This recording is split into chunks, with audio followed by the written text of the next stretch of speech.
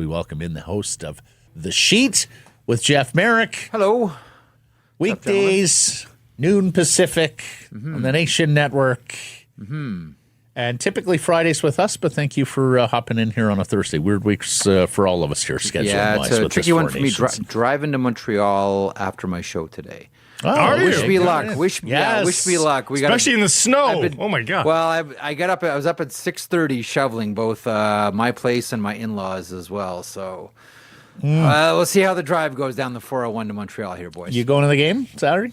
No, I'm going for an industry event, for a Bauer event, okay. and then coming back. I'm taking my 2010. He's going to do a private at Hockey Etc. Just so I had to sound like douchey hockey dad there for a second. The people at Bauer are always great, and so I always go to their event every year. And so this year it's at the Four Nations, but just a quickie: driving to Montreal, going to the Bauer event, and then hustling back because the kids' hockey season continues. Of course. Yeah. What did you make of the game last night, and what did you make of the response? Are we invested as a country now? Really fun game. I thought Michael Farber put it best in a piece written, I think, yesterday by Gary Lawless, in Vegas. Farber said, "This is a tournament without a past and without a future." And I think that's kind of where a lot of people are on this one. Like that trophy that they unveiled the other day. Whoever wins this thing, it's going to be surrendered to the Hockey Hall of Fame, and it's going to go to the Hockey Hall of Fame Resource Center, and it's going to sit there and collect dust until someone discovers it decades later and says, "What was this?" Mm-hmm. It's a one-off tournament. We all know what it is. Presented as the appetizer for future international events, Olympics, the World Cup announcement. And that's great if there's a robust international schedule. International hockey is near and dear to my heart. I suspect it is to yours as well, gentlemen. But this one, I don't know how to feel about it. I've seen so many great tournaments, but at the same time, I don't want to come across as like, the hockey hipster. Like, oh, well, back in 87, and oh, did you see 96? But I've just seen so much that I can't get excited about a tournament. The games will be fine. Last night was really good. I just can't get excited about a tournament that we know is going to vanish the minute that trophy is awarded. And I think will probably never be discussed again. The best way I could describe it is better than an All-Star game. It's fine. Is that where the bar is? Is that where our bar is? That's what it's taking the place of, right? So you have to view it in that prism. That was way better than an All-Star game, but yeah, it's falling short of everything else. Yeah. Now it was better than I thought it was going to be. Like genuinely, I didn't know how hard they were going to play. Like legitimately, one of the things I still have those doubts. I do wonder as the tournament progresses, and now already there's a casualty. Vegas now may have some LTIR space. Don't get me started. Shea Theodore is injured and will miss the tournament. You're new here, Marek, but this show is ABV, okay? It has been for a long time. And please don't let me relitigate this expansion draft that they got. No, I understand. I understand the nerves are close to the skin. I get the sensitivity. No problem. We'll move along. Nothing to see here. Look, the game was really good. The game was really exciting. The fans went crazy for it. Everybody is talking about it. Everybody once again is wondering, can Sidney Crosby please go to a team where we can see him in the playoffs? Because he looks so good, and everybody's trying to force a trade to Colorado to see him play with Nathan McKinnon and that wonderful ending. But listen, it was a really good game. If the rest of the tournament's like that, I'll be happy. If the bar is it has to be better than the All-Star game, then yes, it cleared that bar in the opening shift. So yes, 100%. I can't get invested in the tournament because again, it's a one and done. But the game was really good, and we'll see what happens tonight. Yeah, and let's also see what happens Saturday, right? Canada, the USA, like that could have some fire to it. So let me. Okay, before we get there, see, there's a couple of things that I wonder about, and one of them is USA Finland. So what happens if Matthew Tkachuk has Alexander Barkov lined up? That'll tell you about the tournament. Yep, it sure will. Versus the NHL. If he goes, although he may not be the best example. I'm not sure Matthew is a litmus test for clean thinking. Just saying, yeah, exactly. I'm just saying. Yeah. Like if No, I hear all of you. a sudden Kachuk pulls up, okay. Put it this way. Saturday night, if we see like Bennett and Kachuk throw down off the opening faceoff, okay. We got a tournament and these guys are invested. So First test is passed. Last night was wonderful. I like you, Blake. I am curious what the rest of the tournament's like, because there'll be those moments, right? There will be those moments where you say, okay, he's trying to protect his buddy because they're trying to win a Stanley Cup. I said earlier the peaks were high in this game, but Yes. there were valleys too. yeah, So absolutely. 100%. You mentioned Crosby. Yes. I noted our friend Wyatt Arndt the stanchion last night with the tweet, this tournament's going to get Sydney traded to Colorado. And then I noted down Lecition of the Avs going, at least 4 think pieces are coming out of this Sydney to the Avs. But I've always been of the opinion, you're telling me that one of the greatest hockey players who ever lived and someone with the competitive drive of Sidney Crosby I get it. is going to be willing to go a decade at the end of his career? I get it. I know. Where I know what you're he's saying. not making the playoffs or out in round one. I saw the way the crowd reacted to him last night, right? Like a neutral crowd and the way he... I know. Yeah. where do you stand on that? Just Yeah, do just- you think there's a chance? I mean, there's always a chance. I mean, he wouldn't be the first superstar player traded. There's always a chance. I've always been of the belief that it matters to Sidney Crosby to finish where he started. Things can always change. I do wonder what goes through. Like, did you guys not wonder like what's going through Crosby's mind last night when he's hearing that, and when he's playing with those players, and he's got those juices flowing, and it's elite players and chasing a champ. Like I get all that, but then I temper it with, I still am of the mind that he wants to finish where he began, and he's a very loyal player, and at the same time, what does he have left to prove? Like he's won it all. It's not done it about that, all. though. It's not about that. The plaque is waiting at Yonge and Front Street. No, downtown and that's Toronto. fine. Like it's all. But again, he's done everything. It's about being a competitor. Like, you're telling me he doesn't miss these sorts of games with intensity? But character is just as important, right? So but there's no besmirching his character. But in his mind, there is. Traded, in his mind, it is. or he requests a trade. There are I don't know how this is going to go. Like I think you're right. Like I think that everyone's having this conversation now. I think everyone's sort of mind. Like I'm sure there's Montreal Canadiens fans saying like, well, why not here? Like once upon a time, like there was that feeling. Once upon a time, that somewhere down the road, Sidney Crosby is going to end up with the Montreal Canadiens. That conversation went away, but you're Sidney Crosby and you're at the Bell Center, and this is a team that growing up is near and dear to your heart and your family's heart as well. Like whether it's Montreal, whether it's Colorado. You look pretty good playing with Mark Stone last night too. Look, I think that there's a lot of different opportunities here for Crosby, obviously. And if I can hang on, let me just snuggle up closer to Maddie here. If I can throw another log on the conspiracy fire, I did wonder when he signed that most recent contract, that very team friendly / trade friendly. Yes. Contract.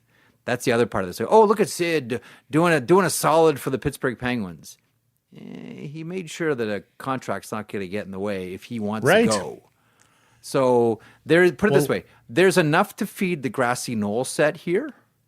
That if they want to go conspiracy with Crosby and what's on the horizon, but I do think that, and again, like he has been a loyal soldier for the NHL, for the Pittsburgh Penguins, for Hockey Canada. Like that's Crosby, and I do think for someone like him that does matter. Even though I know you're playing empty calorie games after January, I get it, and it must suck if you're Crosby. The other thing is, he may be the all-time Canadian international, right? Like they're 26-0 when he plays for Canada since the loss to the USA in the prelims of 2010. I think you'd argue right now he's accomplished more as a Canadian international than Gretzky or Lemieux. would want. We knew he'd grow up as a Habs fan. We know all the Pittsburgh guys that he loves are here. So I just wonder whether there's a day whether he would want to play in Canada and feel that sort of love that he felt in the pregame introductions last night, because he's an icon in this country. So, anyways. Do you think that, one final thought on this one before you move, do you think that it matters to players when they look at their career, if it's like, and we'll just take Crosby's example, if it's like 20 years Pittsburgh and then one Colorado right at the very end? Do you think that I think it matters more to fans than it does to players. I think it's an individualized thing. No one cares about Bobby Orr. As a Blackhawk. Yeah, I had to tell someone the other day, did you my brother didn't realize Bobby Orr was a Blackhawk. No one cares about Gretzky as a Blue. Like, no one cares. It's easily dismissible. Michael Jordan is a Wizard. Yeah. It's easily dismissible. But there are reasons that players don't want to play in Canada, and none of those reasons apply to Sidney Crosby, right? Like, he is conquering hero if he comes to any NHL, any Canadian NHL franchise. And the Colorado McKinnon thing as well. I mean, like, Ray Bourque is your template there, right? He got his cup there. But is there a Canadian... He got his number retired. Guys, is there a Canadian playoff team that has... $8.5 million in cap space where he would feel comfortable because he knows I don't the think we're executives talking this year. That he has the. Yeah. Is there anybody like that though, Jeff? The people that really know Sidney Crosby and have the cap space and are in Canada and are in a playoff spot. Is there a team like that you can think of? Well, there's a certain level that the cap is going up to in the next little while, where I don't think necessarily the cap space will necessarily matter. There's that too. Yeah. Okay, let's move on here. Elias Pettersson. Yes. Canucks have reportedly taken him off the market. Okay.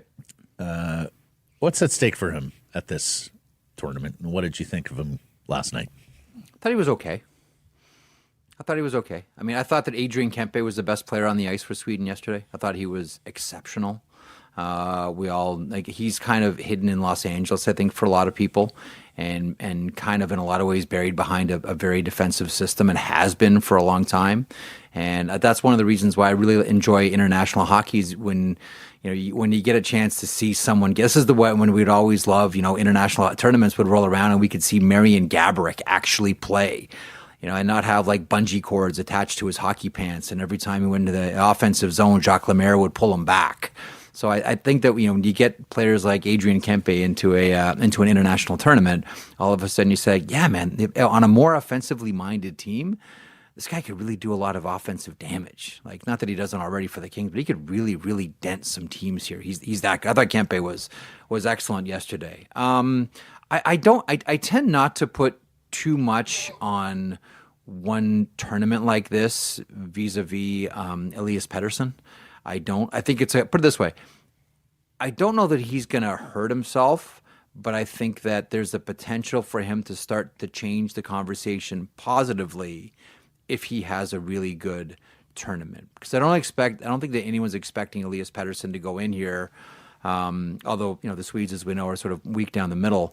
Elias Pettersson's going to go in here and light this tournament up and, come out with an MVP. I don't think that's in the cards for Elias Pettersson, but a good performance, I think, can help jumpstart this season for him with the Vancouver Canucks. As to taking him off the trademark or out of the trade conversations, first of all, I always take statements like that with a grain of salt, because one phone call and you get what you want, all of a sudden that's changed. That's the history of all sports. And secondly, they're just flat out not getting what they perceive as value, and they don't want to get taken in a deal right now. I've always been one of these people. I think I've been consistent with you guys on this one, that I still do believe that the Vancouver Canucks did entertain and will probably still entertain. Now they've moved JT Miller, also moving Elias Pettersson. If they get what they want, I don't think this player's untouchable by any stretch of the imagination. Taking him off, or publicly saying they're taking him off, to me just says they're not getting perceived value in a trade. And right now they cannot afford to lose a trade. considering how high the stakes are for the Vancouver Canucks. And one of those stakes is, be blunt, Quinn Hughes. There needs to be a demonstration that we're moving this thing forward. The likely scenario is that he finishes the season the way that he's playing currently. That's the likely scenario. There's not much changes between now and the end of the season. And if that's the information that the Vancouver Canucks have in order to work with, what is your percentage point that he makes it past the draft as a Vancouver Canuck? Would you say it's still more likely that he's a Canuck on July 1st? Still, or would you say... Yeah, because honestly, Blake, I really don't know that Rutherford Alvin want to go in and lose it and lose a trade. I think they're much more along the lines of, go have a great off season, come back in great shape. It's next year is a clean slate. There's no longer, there's always drama, but like the major piece of drama has been removed. Have a wonderful summer, come back and have another shot at this thing. I don't get the sense that they want to quit on Elias Pettersson, and just sort of throw him away and say, you know what, we'll take whatever we can get for him. I don't think that the Vancouver Canucks are there. Do you? Well, it's just the gamble of the no move clause kicking in on July 1st, right? And I understand you lose that, all that, and so it's a roll of the dice. How stacked are the odds against you?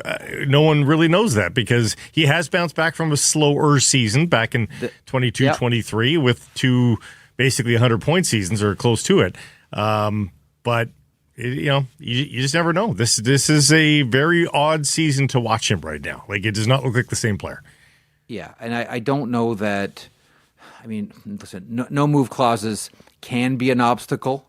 I just don't know that in this scenario it would be as much of an obstacle, considering everything that Elias Pettersson has been through in Vancouver. I don't know how much of an obstacle it might be. Certainly, player will. When you have the no move, you can sort of dictate where you want to go. You're allowed. You're allowing the team to move you. I just don't know how much of a stop sign that would be. Next year, if players they come to back. that decision. But players can bounce back. And the other thing we need to keep in mind here, too, nobody knows Elias Pettersson better than the Vancouver Canucks. Right? And to your point, like they've seen this before. I have a hard time wrapping my head around the idea that, we have this deadline for the no trade kicking in, the no move kicking in, we gotta take whatever we can get for him. That's when you get yourself in trouble. That's when you really get yourself in. Again, unless they get a deal that knocks their socks off. And usually those things happen in and around the draft, so we'll see what happens. I don't think they'll move them for pennies on the dollar. I really don't. No. How do you feel about this new international format with World Cups every 2 years and the Olympics every 2 years thereafter? I like it. We were promised this coming out of the 05 lockout. Remember? This was going to be, it's the new NHL, and here's the new logo, and here's the new way we're playing, and here's a new rules package enforcement, etc. And there's going to be a robust international schedule.